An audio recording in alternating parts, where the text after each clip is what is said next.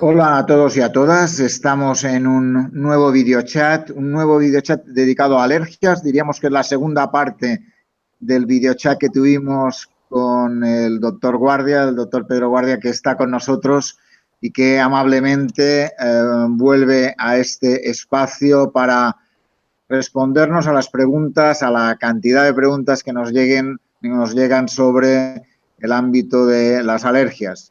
El hashtag de hoy es pregunta alergias. Hemos recibido muchas preguntas de nuevo y tenemos al doctor Pedro Guardia, que es director de la Unidad de Gestión Clínica del Hospital Universitario Virgen Macarena, es presidente de la Sociedad Científica Neumosur y, como saben nuestros telespectadores, es una persona clave en el ámbito de la atención a las alergias en Andalucía y en España. Por tanto, una persona clave para respondernos hoy de nuevo a las preguntas. Por tanto, hola, ¿qué tal? ¿Cómo estás? Muy bien, Joan. Encantado de volver a estar con vosotros. Y un pequeño matiz, para que no se nos enfaden nuestros compañeros de neumología. Soy el presidente de Alergosur, no de Neum. Perdón, Alergosur, sí. Perdona. Bien, pues si te parece, empezamos con una primera cuestión alrededor, que hace una pregunta a un niño de 9 años, que dice, que pregunta si, dice, ¿es usted alérgico a algo? ¿Por qué algunos niños se curan de la alergia cuando crecen y otros no?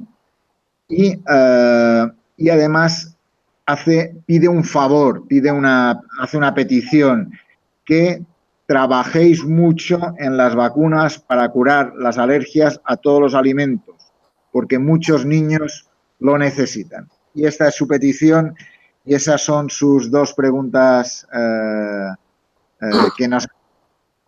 ¿Qué le podemos decir, Raúl? Bueno, a ver, vamos a contestarle a las tres. Primero, no soy alérgico, pero sí tengo un asma de tipo no alérgico y tengo muchos amigos y familiares que son alérgicos. Por lo tanto, se les sobra lo que es tener una enfermedad crónica y vivir con personas que tienen una enfermedad crónica de tipo alérgico.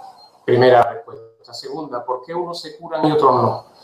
Pues va a depender de a qué se es alérgico, cuándo se detecta su alergia. En el caso en lo que creo que este paciente, este niño, se refiere al ámbito de la alergia alimentaria. La alergia alimentaria es algo diferente a otro tipo de alergia respiratoria, la alergia ambiental. Y lo normal es que las alergias más comunes en la infancia, como son leche y huevo, hay un periodo ventana que en torno a los entre 4 y 6 años hay un porcentaje muy elevado de niños que van a desarrollar una inducción, una tolerancia natural a ese alimento. Por lo tanto, hay un porcentaje de ellos que se curan espontáneamente y otros que no. ¿El por qué unos sí y otros no? Pues por varias series de factores. Los primeros, la intensidad, el grado de alergia que tienen a las proteínas que están contenidas en ese alimento y a qué tipo de proteínas. La alergia a leche, que es mediada fundamentalmente por caseína, es más complicada que la alergia a otras proteínas que hay contenidas en la leche. Por lo tanto, ese es el matiz fundamental. Dentro de que seas alérgico, es a qué proteínas dentro del alimento vas a ser alérgico y eso nos pueden inducir. También otra de las cosas es que contra más retrasemos el proceso de hacer tolerante a un niño, más difícil va a ser. Por lo tanto, el diagnóstico precoz y tratar después de ese periodo de ventana de en torno a los 5 años, si no se ha desarrollado una tolerancia natural al alimento, establecer programas de inmunoterapia oral con el alimento, cuanto más precoz sea, más posibilidades tenemos de éxito. Y finalmente, en cuanto a qué se está haciendo con el desarrollo de nuevas fórmulas de tratamiento, pues mucho, y en nuestro país más, se están haciendo muchos estudios para el manejo de la red de alimentos, para establecer más claramente el momento del diagnóstico, cuándo llevarlo a cabo, cuáles son los procedimientos más específicos para llevarlo a cabo y al mismo tiempo se están implantando régimen de inmunoterapia con alimentos. Ya le digo a este pequeño paciente nuestro que los alimentos fundamentales en la edad infantil son leche, huevo, pescado y últimamente estamos incrementando en frutos secos. Y hay numerosos estudios que están avalando formas diferentes de utilizar la inmunoterapia a alimentos. Se están haciendo, hay un estudio a nivel multicéntrico europeo sobre alergia a pescado y otro con frutos secos, en concreto cacahuete, que es el más importante. Yo espero que en la próxima década, dentro de esta década, haya posibilidad de tratar de una forma mucho más eficaz estas alergias más frecuentes, que en el caso de niños son leche, huevo y pescado. Y sinceramente creo que entre 5 y 10 años tendremos una respuesta eficaz, cómoda de realizar para los pacientes y que espero que le dé resultados a él y a otros niños como él. Muy bien. Pues este era el inicio con esta respuesta de Raúl. Y vamos a una pregunta que nos hace Encarna Sáez. Encarna nos pregunta sobre si está contraindicado poner vacuna de alergias ambientales a un paciente que ha tenido esofagitis eosinofílica sin síntomas desde hace 4 años. Desde hace 4 años no tiene síntomas de esofagitis, pero ha tenido esofagitis eosinofílica.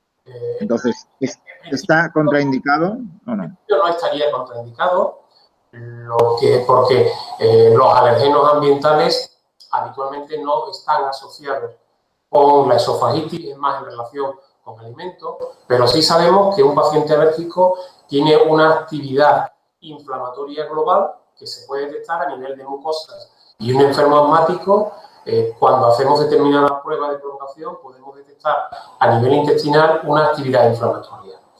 Por lo tanto, lo que sí hay que hacer un seguimiento más personalizado a aquel paciente que, teniendo un antecedente de una esofagitis eosinofílica, aunque lleve años controlada, se detecta una alergia ambiental, una alergia de tipo rinitis o asma, con un alergeno, ácaros, pólenes, epitelios o alternaria u hongos, en el que, cumpliendo indicaciones de inmunoterapia, se sigue. No hay contraindicación, pero sí tendríamos que hacer un seguimiento probablemente más estricto y directo que el que hacemos con un paciente, entre comillas, normal. Muy bien. Ligado a esa pregunta, hay una Encarna, nos hace 2 más, y dice, la primera es, ¿cuánto tiempo puede durar un tratamiento con vacunas para desensibilizar ante alergenos ambientales? Esa pregunta es muy fácil y muy difícil al mismo tiempo de contestar. Lo que dicen todas las guías, lo que presuponemos de entrada es que el tratamiento con una inmunoterapia para un alergeno ambiental tiene que estar entre 3 o 5 años. Y eso es el periodo habitual de tratamiento. Y eso es así, de forma estricta y habitual, cuando hablamos de alergenos que llamamos perennes, que están en contacto con nosotros durante todo el año. Ácaros, epitelios de animales, hongos. ¿Por qué? Pues porque durante todo el año los niveles ambientales de esos alergenos están en un rango relativamente estable, está estimulando de forma ambiental el sistema inmunológico y con la vacuna se ve potenciada ese efecto por exposición ambiental. En esa serie de alergenos, a los 3 años tiene que haber una muestra evidente de que la vacuna es eficaz y si a los 5 años está controlada, se retira la vacuna. En el caso de los pólenes la cosa ya es más complicada, porque podemos estar 10 meses al año sin estar expuestos a un grano de polen de gramínea o de polen de olivo y llega el mes de mayo y tenemos de forma explosiva niveles muy elevados. Y en el caso de estos pacientes, de pólenes de gramínea, olivo, ciprés, plátano, pues solemos hacer, junto con ese periodo inicial de tratamiento de unos 3 años de forma mantenida, una especie de sesiones como de booster, de refuerzo, de recuerdo que ponemos cada año durante la época previa a primavera para recordarle al sistema inmunológico que tiene que estar preparado cuando llegue esa explosión del nivel de exposición a alergenos, a pólenes. Por lo tanto, en ese caso, ese tiempo de 3-5 años se prolonga y podemos estar más años poniendo. Una pregunta ligada a la primera que nos hacía Encarna, dice, ¿pueden los alérgenos ambientales no alimentarios producir síntomas de esofagitis eosinofílica? Pregunta controvertida, discutida y con distintos matices. Habitualmente se dice que no, pero hay algún estudio que demuestra que algún paciente que tiene una alergia al polen, en la época de exposición al polen en primavera se intensifican, hay manifestaciones de esofagitis y que pudiera estar asociado a que en muchos alimentos de origen vegetal tienen en su composición partículas alergénicas que son similares al polen y pueden inducir ese tipo de respuesta.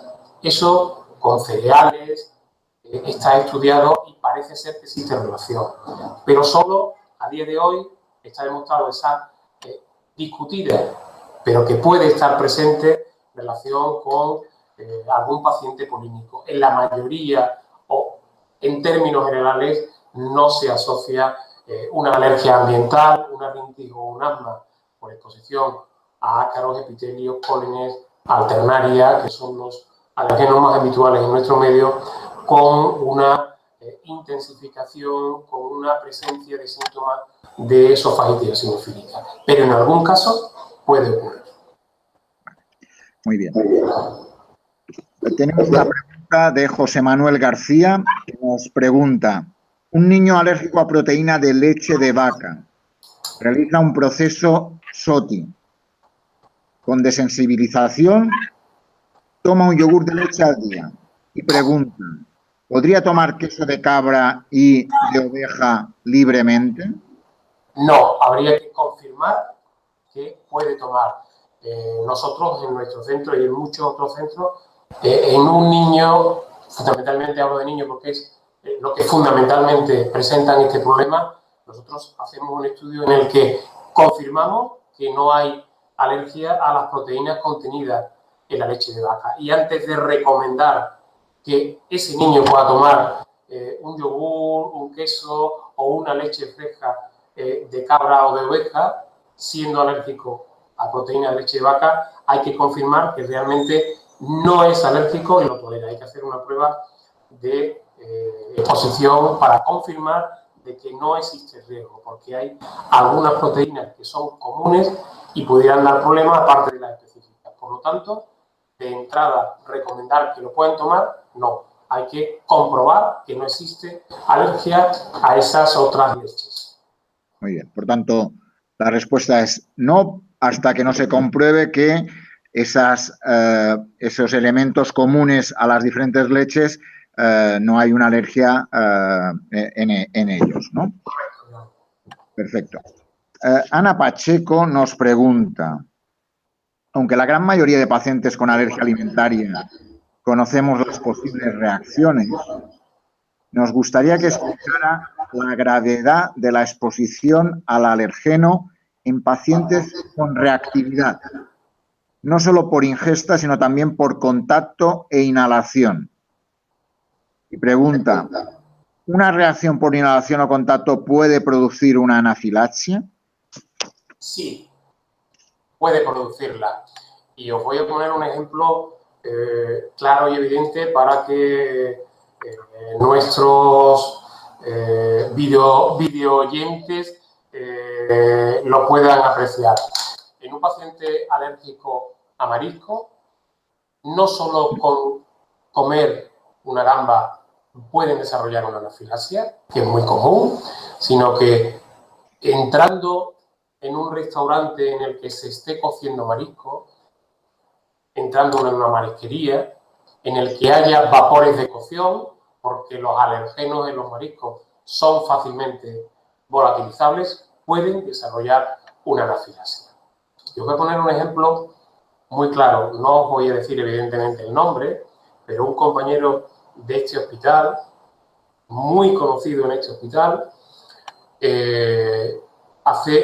tenía unos antecedentes de alergia a ácaros. La alergia a ácaros y mariscos tiene una relación muy importante, y estando con la familia en Galicia, al pasar por una calle de marisquería, tuvo que ser atendido por el 061 de allí de Galicia por un cuadro de anafilaxia.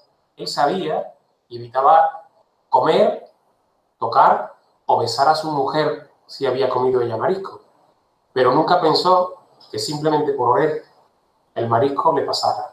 Tuvo una anafilaxia. Por lo tanto, contestando a lo que dice Ana, una persona que tiene una alergia por alimentos, por determinados alimentos, porque no todos se comportan así, simplemente con tocarlos y después tocarse en la boca, pueden tener una anafilaxia, y por oler pueden tener una anafilaxia.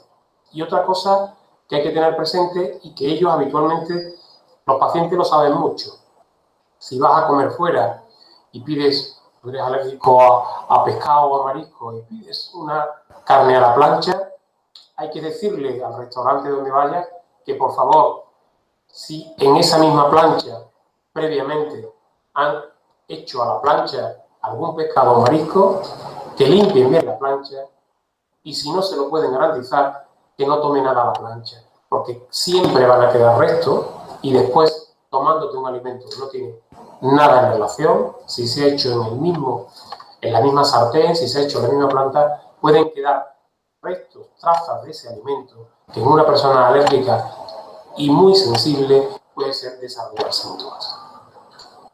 Perfecto. Muy bien, pues curioso el caso de ese profesional que pasando por una calle, ¿no? Realmente. Sí, sí. ¿Suele ser extraño o es habitual? Vamos a ver, no es habitual, pero tampoco es una cosa anecdótica.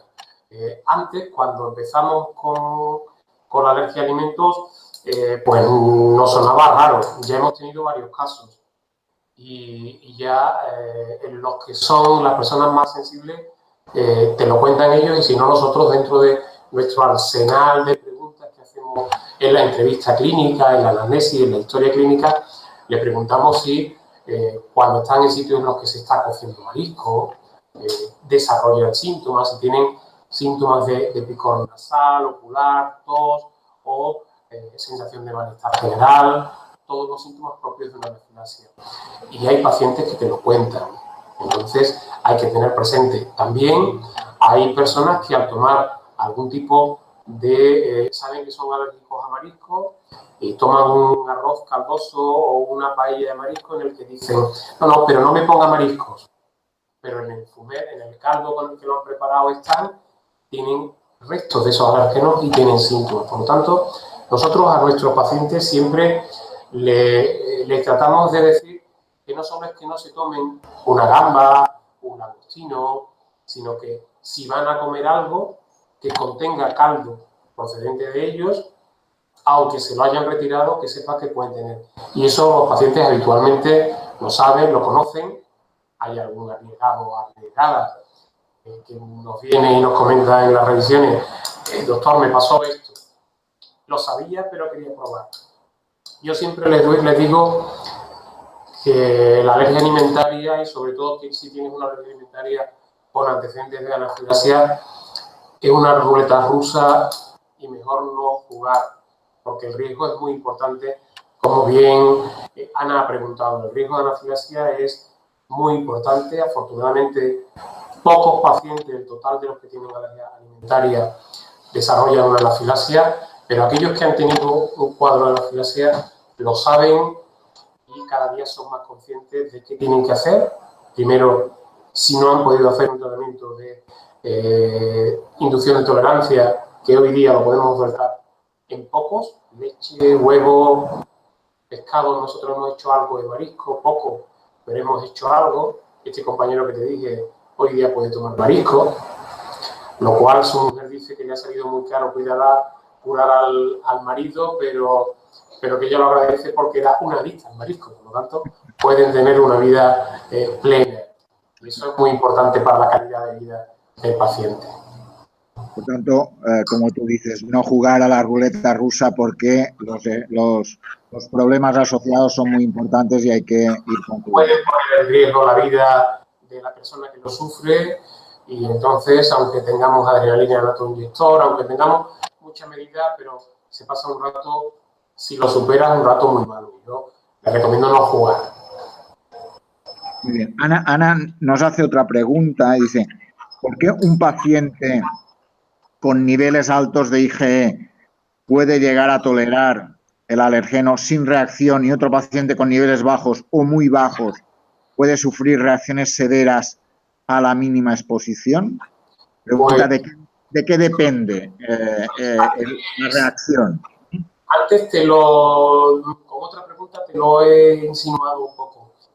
Una IgE específica a un alimento completo dice la totalidad del alimento, pero hoy día con procedimientos de diagnóstico molecular sabemos que dentro de un alergeno, ya sea alimentario o un polen, hay distintas fracciones, distintas proteínas que se expresan de distintas maneras y que unas están asociadas a una mayor gravedad, otras a una evolución más tórpida, otras a que tengan una peor respuesta al tratamiento de inmunoterapia. Entonces, si esa persona que tiene un nivel muy alto de IgE frente al alimento completo, a aquel marcador de mayor gravedad de desarrollo de anafilaxia lo tiene muy bajo, podrá tomar el alimento con menor posibilidad de que tenga una reacción grave, mientras que aquel paciente que tenga un nivel de IgE a ese alimento completo muy bajita, pero que toda esa IgE sea dirigida a ese alergeno más comprometido, puede dar lugar a que tenga ese síntoma. Y eso, por ejemplo, en el caso de la leche de vaca, lo tenemos muy claro.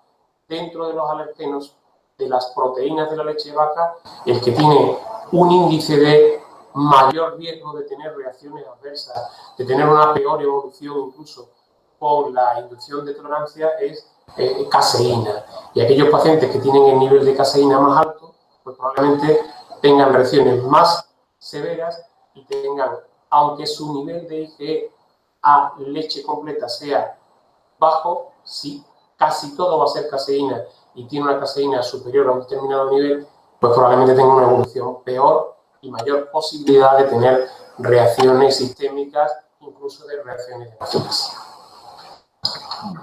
Hay otra pregunta que nos hacen sobre la celiaquía. Mi pregunta es, si es una intolerancia o es una alergia no mediada. La celiaquía es una enfermedad inmunológica en el que el mecanismo no es un mecanismo IgE, por lo tanto no es una verdadera alergia alimentaria, pero aunque hablamos de intolerancia al gluten, es realmente una enfermedad inmunológica mediada por una respuesta por inmunoglobulina G frente a una partícula de los cereales, del gluten, que provoca una alteración en la mucosa intestinal. No es una verdadera alergia, pero puede ser considerada como una enfermedad inmunológica, lo que ahora en algunas guías se llaman de alergia no IgE mediada, y esas alergias no IgE mediadas no la manejamos los alergólogos, suelen manejarla los especialistas, los gastroenterólogos, los especialistas en aparato digestivo, porque no requieren de las mismas medidas ni diagnósticas ni terapéuticas que las verdaderas alergias IgE mediadas. Y añade, dice, tenía entendido, un poco reforzándolo, que a las proteínas se es alérgico y a los azúcares se es intolerante. No, sí. Y dice, ¿y entonces la celiaquía es una excepción? No, la celiaquía no es una excepción.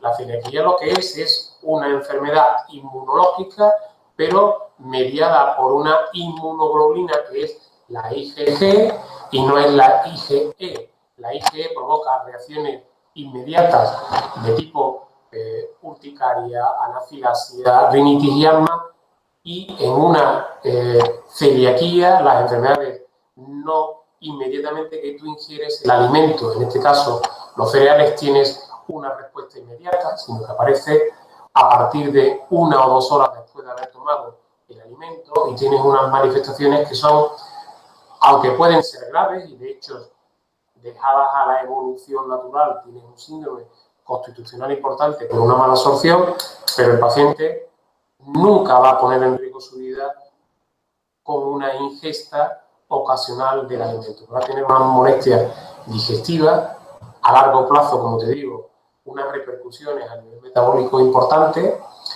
pero no va a ser una alergia IgE, no va a tener una respuesta inmediata. No es una intolerancia, es una respuesta inmunológica, por lo tanto, ni es una intolerancia como ocurre en el caso de la intolerancia a la lactosa, pero no es una verdadera alergia.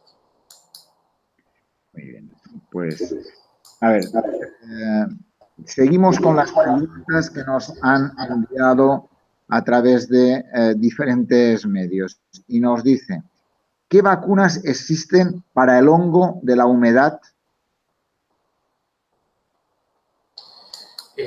Vamos a ver, cuando hablamos del hongo de la humedad, es como decir, ¿qué coche hay? Hay muchísimos coches y hongos hay muchísimos. Solo hay 2 hongos que científicamente la vacuna ha demostrado eficacia. Es Alternaria y Cladosporium. Comercializado con valor científico documentado, solo está hoy día Alternaria. Es decir, que de una forma, es la pregunta más fácil que hoy me habéis hecho. El único hongo que se puede usar en inmunoterapia es Alternaria. Comercializadas en nuestro país, hay varias vacunas comerciales. No me parece ni ético ni correcto de que yo diga nombres comerciales de ninguna vacuna. Pero sí hay varias vacunas y algunas de ellas ya en el que se valora exclusivamente dentro de todo el alergeno Alternaria, el alergeno mayoritario, que se llama ALT-A1. Pues, lo que es el diagnóstico molecular y el tratamiento absolutamente dirigido perdón, a un alergeno, en el caso de Alternaria no tenemos. Solo se debe tratar alergia a hongos con Alternaria. No existe la posibilidad real de ningún producto de calidad que no sea hoy día Alternaria. Vacunas con otros hongos deberían de estar prohibidas. Y hace una segunda pregunta ligada a eso. Dice, si existe algún nivel o edad para vacunar o se puede vacunar cualquier niño que dé positivo a este hongo. Le voy yo a hacer a esta persona la misma pregunta al revés. Cuando en un niño de 5 años se detecta que es diabético, ¿se trata? Cuando en un niño de 5 años se detecta que tiene una apendicitis, ¿se trata? Respuesta, por tanto, es sí. En el momento que se detecta una enfermedad, no que tiene un test cutáneo o una IgE específica positiva a Alternaria o a cualquier otro alergeno, sino que tiene una enfermedad con unos síntomas compatibles con una alergia a hongo, en el que se le hace un estudio inmunoalergológico y se detecta que existe una alergia real a Alternaria y una clínica compatible, en ese momento es el momento de tratar. Y además le aclaro a este paciente una cosa. La alergia a la Alternaria, en mis 30 y algunos años más de experiencia, es la alergia más agradecida del tratamiento. La evolución es rápida, sobre todo en niños, con un control de la enfermedad absoluto. Por lo tanto, mi recomendación es que si su hijo tiene una alergia Alternaria real, con unos síntomas compatibles con una alergia a hongos y unas técnicas por IgE o por prueba cutánea positiva, vacúnelo. Desde ese momento, no espere. Claro. No se va a quitar. La alergia, esa teoría de que con el desarrollo las alergias se quitan, eso no es cierto. Por tanto, en el momento que se diagnostica, tratamiento. Si está correctamente diagnosticado, trátese. ¿Se puede una persona hacer alergia con 10 años? Sí, claro. Una persona, como ya el otro día yo os explicaba, el alérgico nace con una capacidad de respuesta exagerada a reaccionar frente a algo. Esa capacidad puede evidenciarse clínicamente o no, dependiendo que a lo largo de tu vida te expongas a algo. Hay quien desarrolla esa manifestación con 3 años, hay quien la desarrolla con 3 meses cuando toma proteínas de leche de vaca en su dieta, hay quien la desarrolla con 10, con 30 o con 80. Hoy mismo, antes de entrar a este video chat, he recibido una interconsulta de mis compañeros de anestesia de una persona con 80 años que iban a operar y que ha tenido una reacción por látex.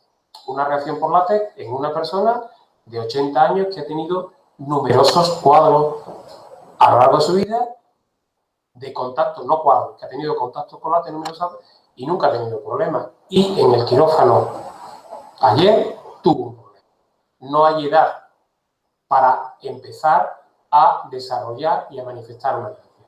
No obstante, las alergias alimentarias son más frecuentes en niños, un segundo pico de alergia alimentaria en torno a los 20 años, la alergia de tipo ambiental a ácaros, pólenes, lo que hemos hablado antes, también en torno a los 5 años hay un primer pico y después también en torno a los 20, pero hay reacciones que pueden desarrollarse a cualquier edad, hay reacciones a fármacos que ocurren en fármacos que se toman a una determinada edad y entonces una manifestación alérgica se puede presentar a cualquier edad. Muy bien. Por tanto, que lo sepan, a cualquier edad, desde los 10 hasta los 80, desde los pequeños hasta más grandes. Te voy a decir algo que puede resultar un poco, no sé si escabroso o macabro. A nosotros nos llegan sueros desde el Instituto de Toxicología, de Medicina Forense de Sevilla, por muertes inadvertidas en el medio rural, para que se valore si hay una IG específica a veneno de avispa o abeja. Es decir, que a cualquier edad, incluso en un fallecido, hay que tener presente que puede haber una alergia. Por lo tanto, reafirmando lo que tú acabas de decir, a cualquier edad. No hay nada, hay lógicas, alimentos o determinadas cosas a perfiles de edad, pero después se puede presentar a cualquier edad. Pues para videoespectadores, para los videoyentes, estamos en nuestro videochat, Pregunta Alergias. Estamos con una persona muy importante para nosotros, Pedro Guardia. En Twitter, quien lo quiera seguir es pguardiam, pguardiam, y está contestando a nuestras preguntas, a las preguntas de los pacientes que nos han enviado y que, por tanto, dando claves magníficas para responder y para tener en cuenta los pacientes. Hay una pregunta, Pedro, que me dice, ¿me puede explicar qué es la histaminosis?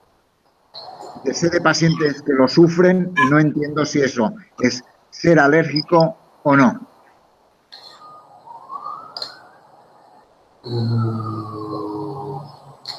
Pues mira, Joan, te voy a ser sincero, no te lo puedo explicar, porque eso es algo que se está diciendo, que la Sociedad de Alergólogos de España, de Europa, de Estados Unidos, de la Organización Mundial de Alergia, se está discutiendo mucho, pero que no está apoyada en nada.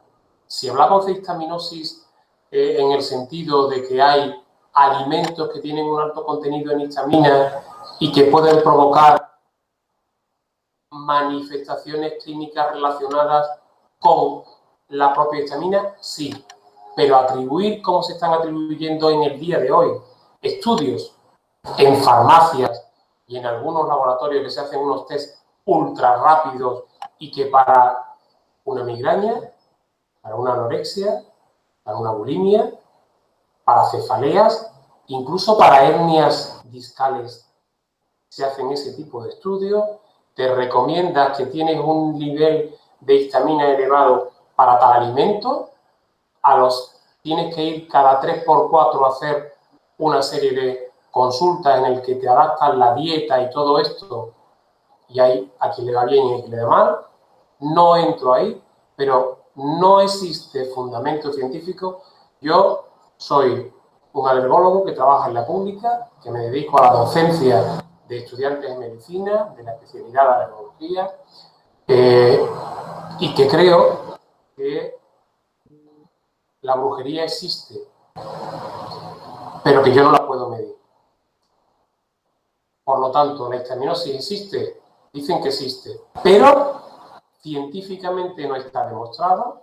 Ninguno de los test que se están usando están científicamente avalados. Por lo tanto, yo creo que esta persona le tendrá que preguntar a otra autoridad en la materia de histaminosis, pero yo no me considero una persona suficientemente capacitada para hablar de histaminosis porque, primero, nadie me ha documentado que exista como tal, cómo se diagnostica, cómo se maneja y cuál es el control evolutivo de esos pacientes. Por lo tanto, no puedo responder otra cosa. Quiero ser políticamente correcto, pero creo que pan, pan y vino, vino. Muy bien, pues aclarado está.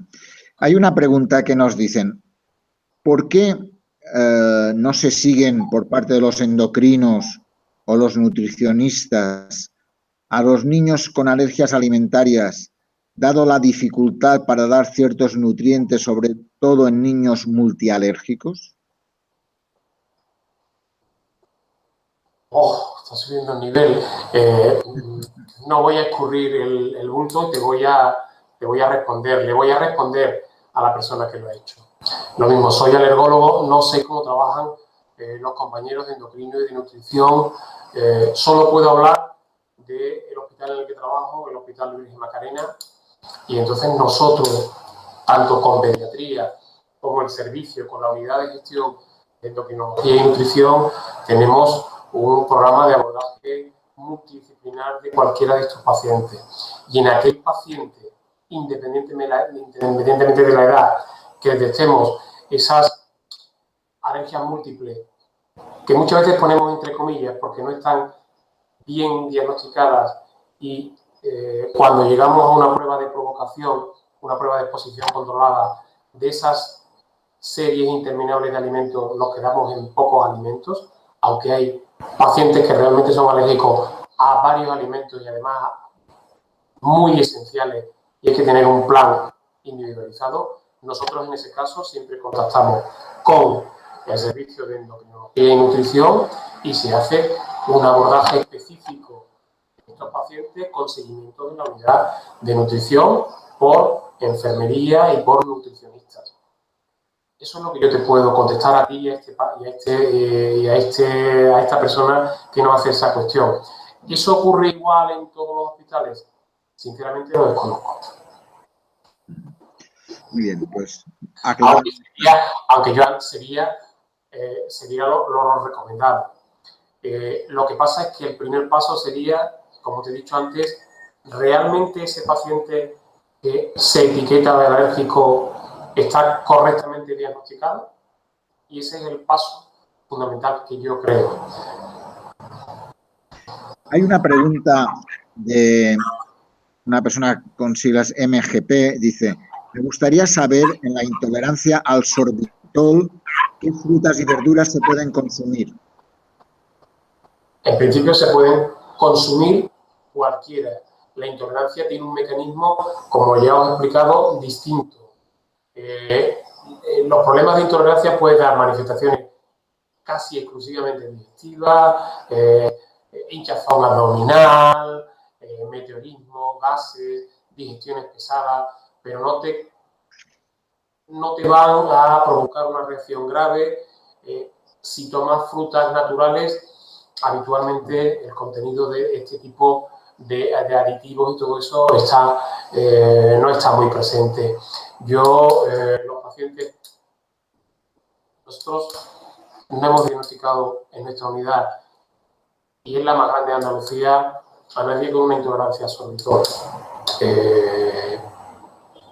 Por lo tanto, no hemos tenido ese caso, pero una intolerancia como tal no va a contraindicar el que tomes. Tendrás que probar entre aquellos tipos de alimentos que tu sistema digestivo, que tu tubo digestivo lo tolera mejor. Pero yo en principio no contraindicaría que tomase ninguna fruta.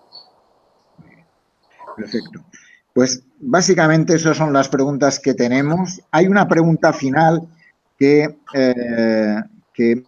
sobre el tema de número de pacientes, número de alergólogos, ratio de la especialidad, listas de espera. ¿Qué le podemos decir? ¿Qué está haciendo Alergosur? ¿Qué estás haciendo tú como persona clave en el ámbito de la alergia en Andalucía? ¿Qué les podemos decir en qué se está haciendo para poder conseguir el número de profesionales adecuado para el número de personas con alergia?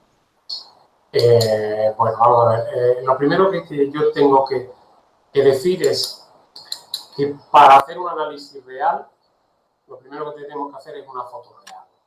Tenemos que saber cómo estamos en Andalucía, y yo siempre le digo a mis compañeros que se dedican ahora a la más alta gestión que los alergólogos no pedimos ni el oro ni pedimos nada.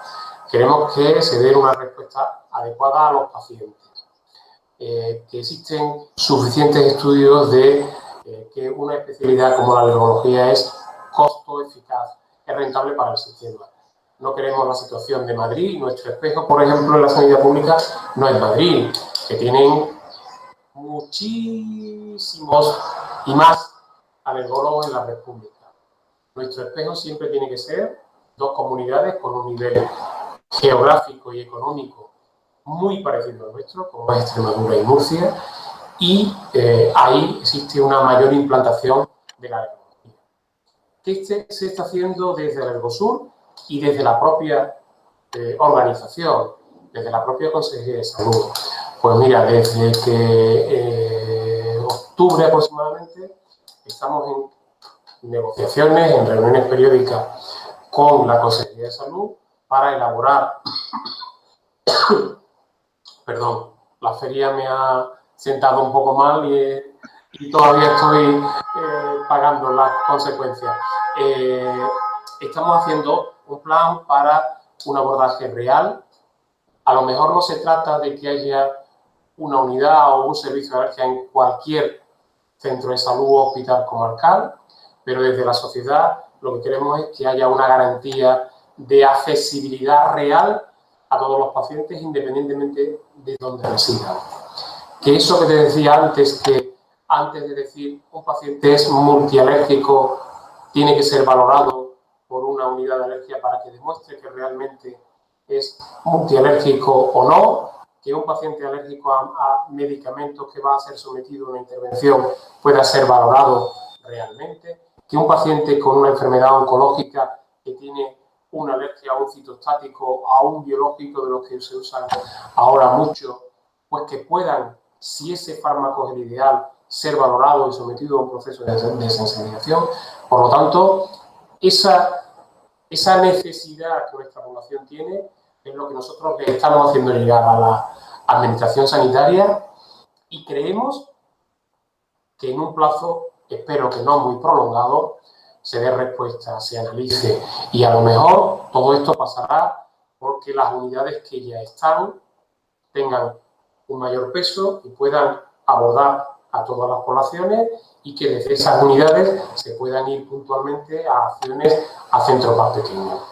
En ello estamos. Hoy mismo he recibido una llamada, una noticia muy caliente. La especialidad de alergología no está en el decreto de garantía de plazos de respuesta. Bueno, pues en el Servicio Andaluz de Salud hay una persona que recientemente ha llegado a todo este tema, y acabo de recibir la invitación de que se va a crear un grupo de análisis de listas de espera, análisis de qué tiene que haber en cada unidad de alergia, de procedimientos diagnósticos para dar la mejor respuesta. Por lo tanto, y lo dije el otro día, creo, la población andaluza debe estar muy orgullosa de los alergólogos de la red pública y de la red privada, pero es manifiestamente mejorable. Que hay provincias y ciudades que tienen una ratio, una tasa adecuada y otras que no. Que nuestra administración, eso de las tasas por habitante, le gusta más hablar de tasas ajustadas y de realidades y de que el paciente esté realmente atendido, y nosotros vamos por ahí.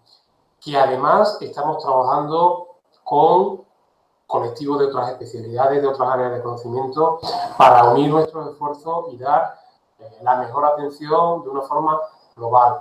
Hoy, sin ir más lejos, el otro día me llamabas para el videochat y te dije que se había en el Parlamento dado el tema de que se iba a abordar la alergia alimentaria en la escuela. Hoy vengo de haber estado esta mañana, el Día Mundial del Asma se celebra el día 1 de mayo y en nuestro hospital hoy lo hemos celebrado y hemos estado las unidades que vemos al paciente asmático, alergia, neumo, pediatría. Por lo tanto, los profesionales estamos concienciados en que tenemos que dar respuesta. Por ahí vamos. Y termino, quiero ser políticamente correcto porque creo que el sistema andaluz público probablemente esté a la cabeza en Europa y en el mundo de la asistencia que se da, manifiestamente mejorable. Hay que cuidar a los profesionales. Y te digo, ¿suficiente número de alergólogos en Andalucía? No. Pero sí estamos en negociaciones, en estudios, tanto por un lado con consejería como por otro lado con el SAS, para ver la realidad y hacer propuestas conjuntas para mejorar la atención alergológica en nuestra comunidad. Quiero que entiendas que descalificaciones no es mi forma de actuar, y más en un periodo en el que estamos negociando, en un periodo en el que vosotros mismos en la escuela éramos invisibles y ahora estamos en un periodo en el que estamos actuando, en el que estamos interactuando, en el que vamos a hacer más cosas. Entonces yo quiero ser positivo porque además la alergia es una epidemia real que van a ver nuestros hijos y se puede hacer mucho para evitar que sea una enfermedad crónica e invalidante como puede llegar a ser. Ese es mi mensaje final, ¿no? Pues muchísimas gracias por tu mensaje actual y tus exclusivas, casi que hemos estado los 2 días casi con noticias calientes,